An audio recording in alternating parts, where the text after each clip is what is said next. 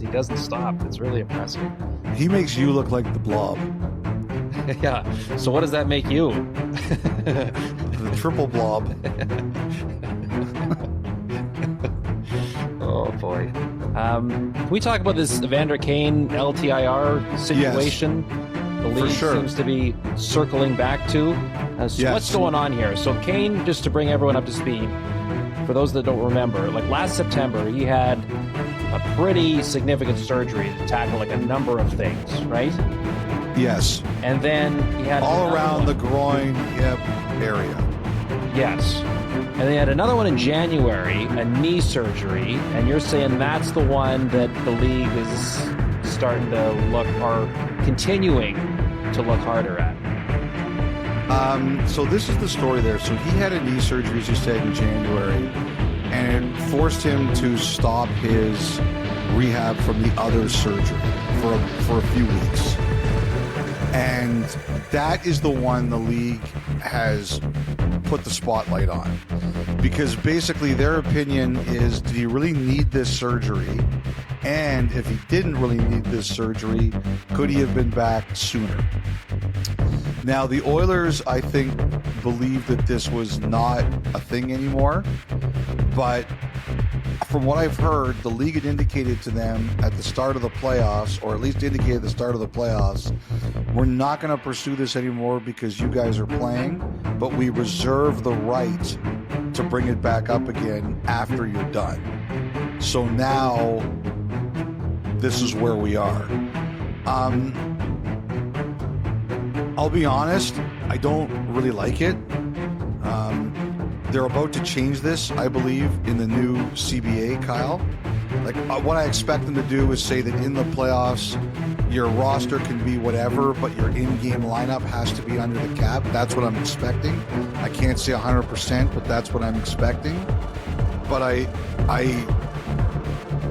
just think that so many people have abused this over the years. Why should the Oilers get a penalty when so many other teams haven't? You know, I will say that it's not my opinion that matters on this one. And I do think the league grinded teams this year. Like Kane, even when he came back, he had to miss a playoff game first. And if you look like Tyler Seguin, he came back one game before the playoffs, right? And I had a few people circling that and saying that one kind of had the league saying, well, if he can't play in the regular season, how do you expect him to play game one? Kind of like what happened with Kane missing that first game. So they did grind teams a lot harder this year.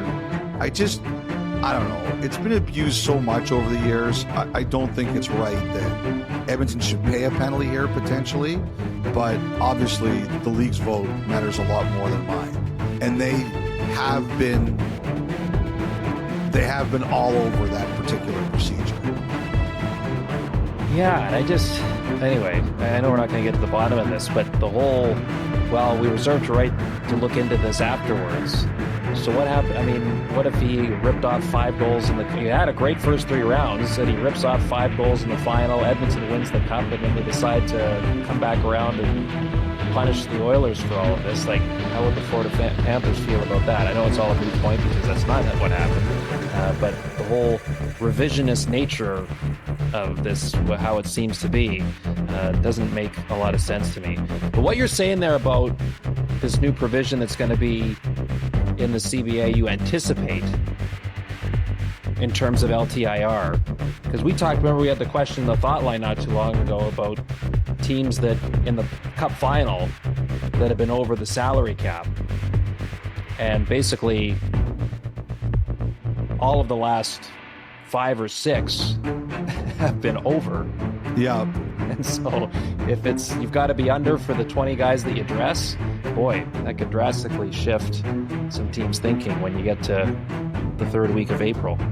I have to tell you, if this does happen as I expect, I'm a little bit surprised, because one player did tell me that there were a few of them that had talked, like, how do you explain to the guy who you're going to agree to a rule change with and he can't play in the playoffs?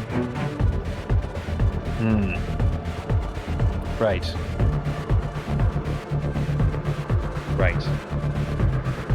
So I thought that was pretty fascinating, but it does look like something's changing there. Okay. So, number of things to keep an eye on in Edmonton as we inch closer to the official beginning of the offseason. Meanwhile, in Dallas, Elliot, a bit of a newsy day there on Thursday. So it started in the morning. Matt Duchene, 4-year extension, $4.5 million AAV, front-loaded. This was what his wish was. He wanted to have some security in his life again with where he's at, the age of his kids, all of that.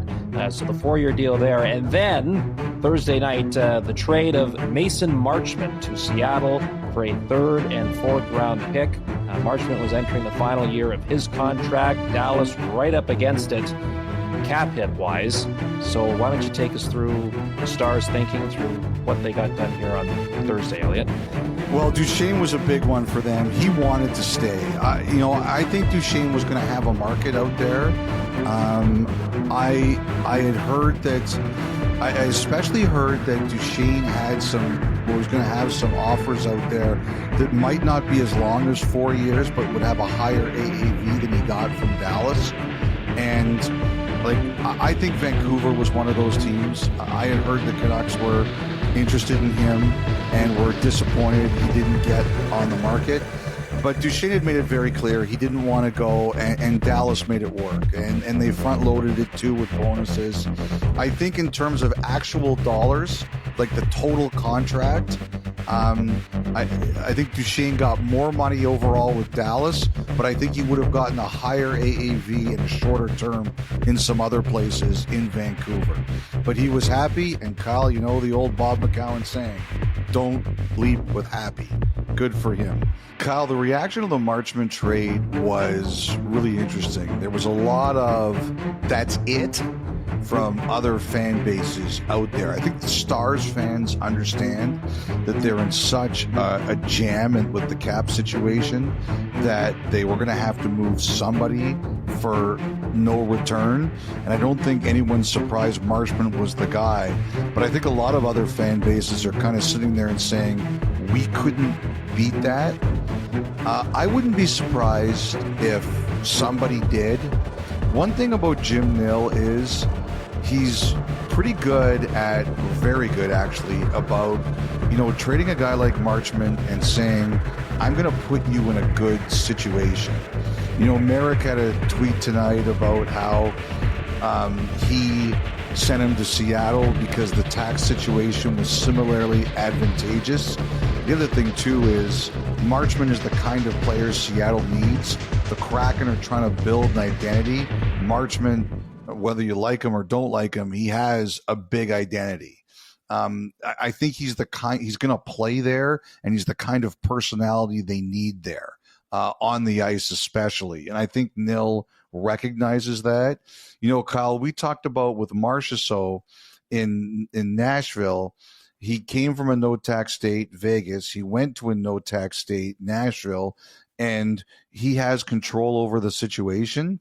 And one of the things I'd heard was that if he got traded from the Predators, he would only agree or basically say, I don't want to go somewhere where my contract